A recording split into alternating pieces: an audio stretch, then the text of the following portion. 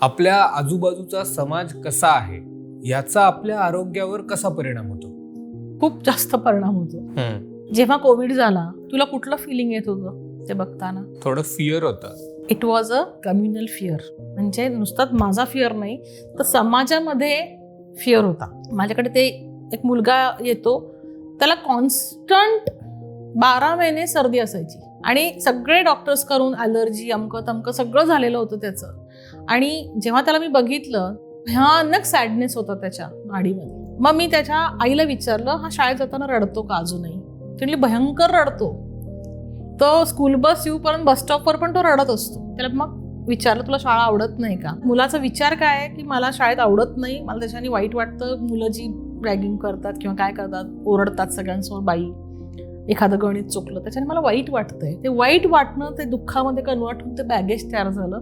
याचा संबंध आपल्या श्वसन संस्थेशी आहे. त्याच्याने तो रोज कुठली इमोशन परस्यू करत होता, तर सॅडनेस. आता हे कोणाला सांगताना कसं एक्सप्लेन करायचं?